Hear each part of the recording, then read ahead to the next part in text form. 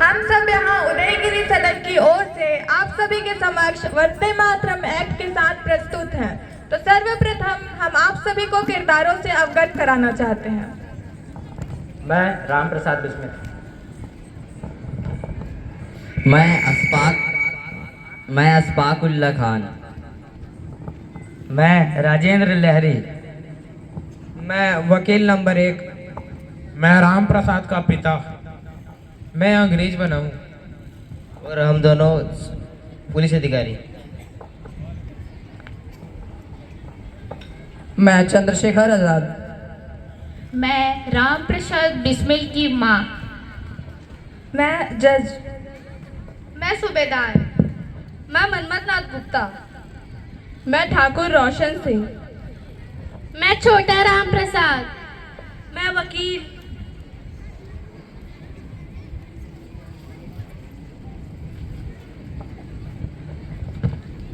ये कहानी है उन वीरों की जो मर के भी अमर है, और एक ऐसे आंदोलन की जो सिर्फ एक घटना नहीं, साहस का संदेश था।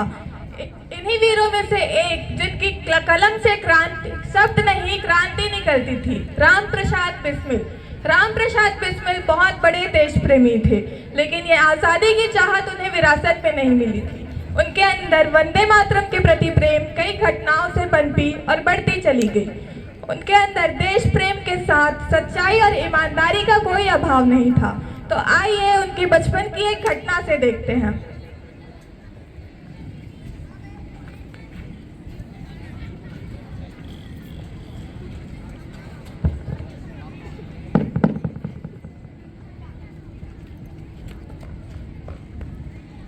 नमस्ते वकील साहब। और कैसे हो बेटा? पिताजी कहाँ हैं? अरे वकील साहब, आइए आइए, बोलना। क्या आइए? आप तो भूल ही जाते हैं, आपका दीवानी का मुकदमा चल रहा है, आप तो आते भी नहीं। आप तो जानते हैं वकील साहब, कितना काम रहता है, समय ही नहीं निकाल पाता हूँ। पर आप चिंता मत कीजिए, राम इधर आओ। यह है ना मेरा बेटा, जब भी जरूरत हो इसे बुला लीजिए। अब तो मेरा काम इसे ही संभालना है, क्यों राम? जी पिताजी। हाँ, बात आपने सही कही है। ठीक है, बुला लूंगा, पर अभी आप इसमें हस्ताक्षर कर दीजिए, यह बहुत जरूरी कागजात हैं। हाँ जी जी, लाइए लाइए।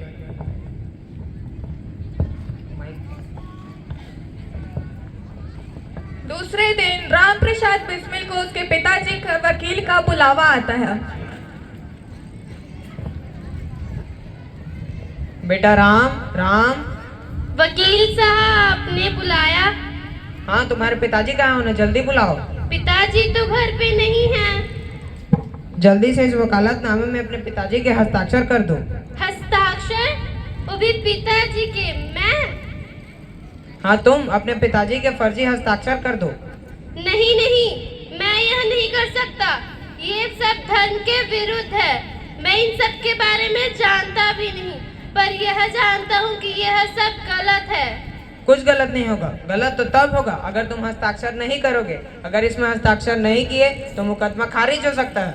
मुझे भी इस बात का दुख होगा कि मेरे पिताजी का मुकदमा खारिज हो जाएगा, पर अगर आज मैंने इस पर हस्ताक्षर कर दिए तो मेरी माता द्वारा दी गई सीख का अपमान होगा। मुझे माफ कर दीजिए। अरे बेटा राम, सुनो तो।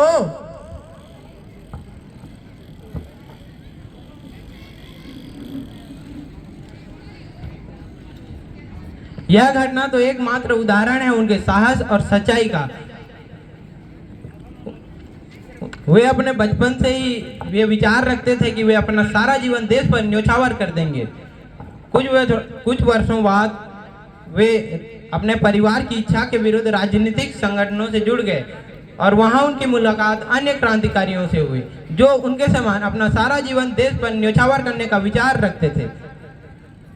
आगे चलकर इन क्रांतिकारियों ने अपना खुद का संगठन बनाया और कई अनेक आंदोलन किए। इनमें से एक है काकोरी आंदोलन। तो आइए इसकी एक झलक देखते हैं।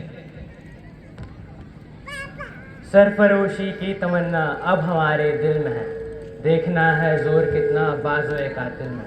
यह सिर्फ मेरी एक कविता नहीं, अंग्रेजों के लिए एक चुनौती होगी। वाह भाई, कविता तो अच्छी है, के साथ कदम उठाने का वक्त आ चुका है। तुम सही कह रहे हो, आज़ादी भीख में नहीं मिलती, उसे छीना जाता है।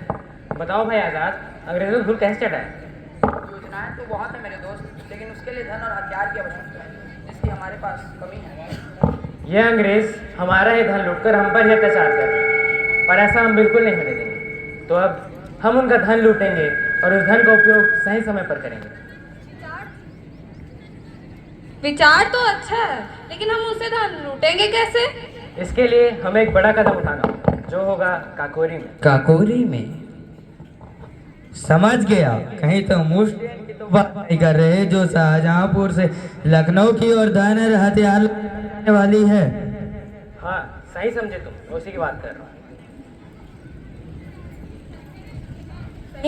सही कहा, काकोरी स्टेशन इस काम के लिए उचित होगा।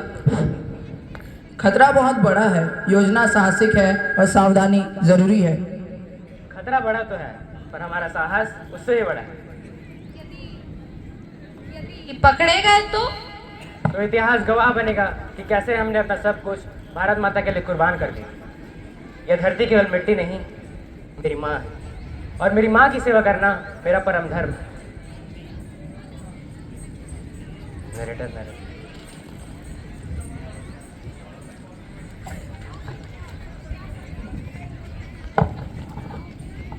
इसके बाद 9 अगस्त सन 1925 को सबने मिलकर काकोरी कांड को अंजाम दिया।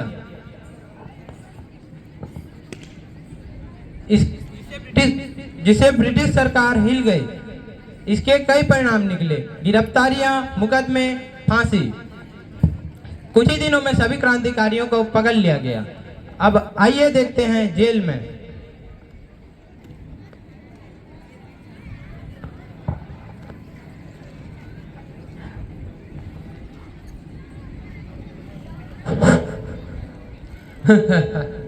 तुम भारतीयों को किस बात का इतना गुरूर है जो कभी टूटता ही नहीं?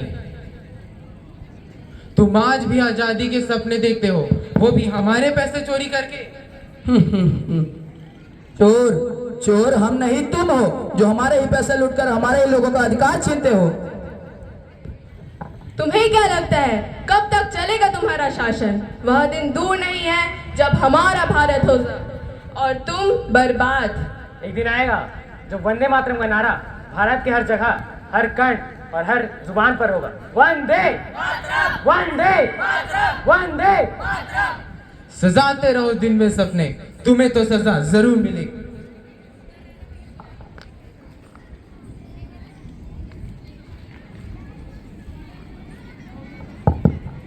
इसके पश्चात राम प्रसाद बिस्मिल और बाकी के क्रांतिकारियों को कोर्ट में पेश किया जाता है। तो आइए देखते हैं कोर्ट में सुनवाई का दिन।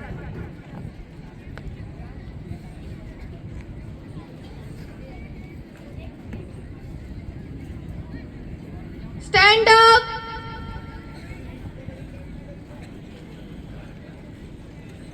Seat down. Let the court proceedings begin.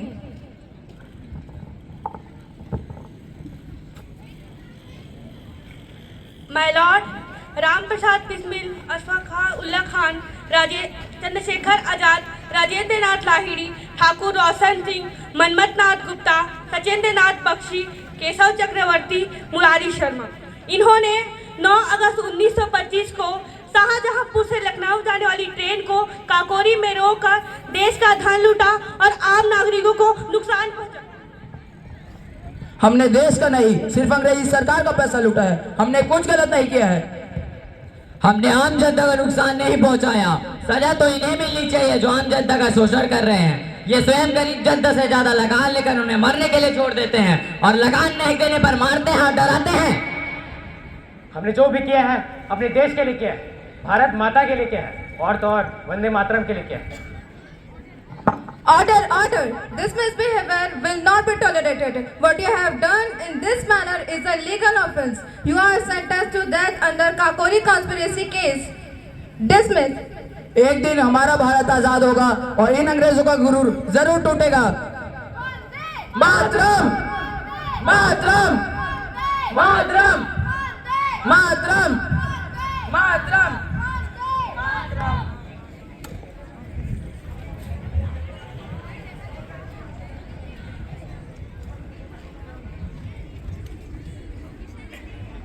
अब राम प्रसाद बिस्मिल जेल में आत्मसंतुष्टि के साथ शांति से बैठे थे।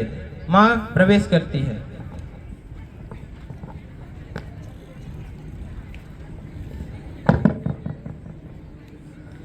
राम, बेटा राम। अरे माँ, तू यहाँ कैसी है तू? यही तो मैं जानने आई हूँ बेटा कि तू कैसा है। तुझे किसी चीज का दुख थोड़ी है। अरे माँ, इसमें दुखी होने क्या बात है? इसमें तो गर्व की बात है कि आज तेरे बड़े देश के काम आ रहा है। मुझे पता है मेरे बेटे कि तू ये सब भारत की आज़ादी के लिए कर रहे है। मुझे तो गर्व है कि तू मेरा बेटा है। पर सच बता मेरे बेटे, क्या तुझे डर नहीं लगता? माँ, जिसने अपने देश से प्रेम करना सीख लिया हो, उसे डर किस बात का? वैसे भी मैं तुझे ही देश कर रहा था माँ। आखिर मेरा सब कुछ मेरे देश के न्यौछावर है, चाहे वो मेरी जान ही क्यों ना। भले ही मेरा शरीर जाएगा, पर मेरे विचार सदा अमर रहेंगे। मुझे पता है मेरे बेटे कि तू ये सब भारत की आज़ादी की कर रहा है। मैं तो खुश हूँ कि तू मेरा बेटा है, पर दुखी भी हूँ क्योंकि एक माँ से उसका बेटा छीन रहे हैं। कैसे देखूं तुझे फांसी पे चढ़ते हुए? कैसे छुपाऊं अपने आंसू? तू रोना मत माँ, तेरे इस बेटे की फांसी करोड़ों भारतीय बेटे का हौसला बढ़ाएगी।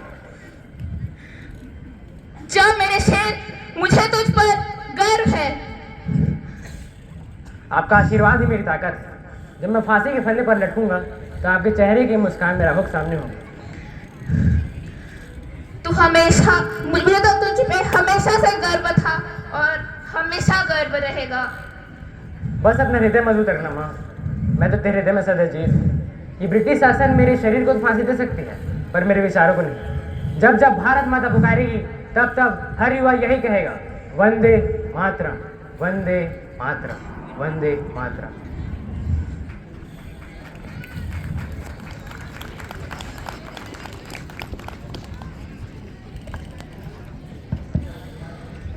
अगस्त सन 1927 राम प्रसाद बिस्मिल और बाकी के क्रांतियों को फांसी दे दी गई। उनके अंतिम शब्द भी यही थे, भारत माता की जय, वंदे मातरम। भूमि है